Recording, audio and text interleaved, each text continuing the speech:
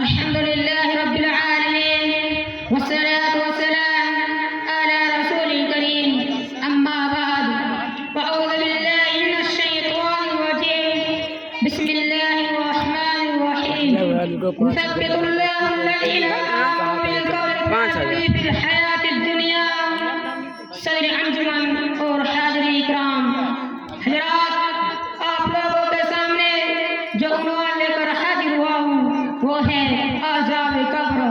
قبر وہ مقام ہے جہاں مرنے کے بعد ہر ایک کو ٹھہرنا ہے. بادشاہ ہو یا فقیر، مالدار کی زندگی بسر کرنے والے ہو یا غریبی کی بڑے بڑے بنگلوں میں رہنے والے ہو یا ٹوٹی پھوٹی جھپڑیوں میں بالآخر اسی دو زمین میں پہنتے. مرنے کے بعد ہی کورنا چوک برہا مال کا بدلہ ملنے لگے گا. قبر یا تو منور ہوگی یا تاریخ شادہ ہوگی یا تنگا اس میں عذاب ہوگا یا سوال قبر کا عذاب برحق ہے. قرآن حدیث سے ثابت ہے جیسا کہ عذاب قبر کی طرف یہ آیت کریمہ صاف اشارہ کر رہی ہے. یثبت اللہ الذین آمنوا بالقول الثابت فی الحیاۃ الدنیا. ایمان والوں کو اللہ تعالیٰ پکڑی بات کے ساتھ مضبوط کرتا ہے. دنیا کی زندگی میں بھی اور آخرت میں بھی. حضرت برا بن عازب رضی اللہ عنہ سے روایت ہے کہ رسول اللہ صلی اللہ علیہ وسلم نے فرمایا آیت کریمہ عذاب قبر کے بارے میں اتری ہے. میرے اسلامی بھائیوں، آئیے اب عذاب قبر کے بارے میں حدیث سنیے.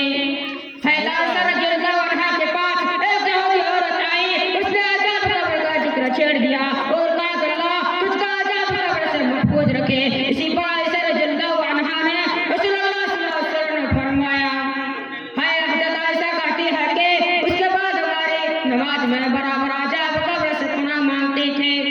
حضرت عبداللہ بن عباس رضی اللہ عنہ فرماتے ہیں کہ نبی صلی اللہ علیہ وسلم مدینہ مکہ کے باغات میں گزرے تو دو لوگوں کی آواز سنی جن کو قبر میں عذاب ہو رہا تھا.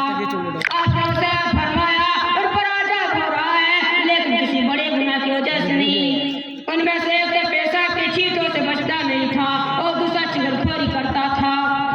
حضرت زید بن ثابت رضی اللہ عنہ بیان کرتے ہیں کہ ایک بار نبی صلی اللہ علیہ وسلم ایک باغ میں اپنے خچر کو سوار تھے اور ہم لوگ ساتھ تھے.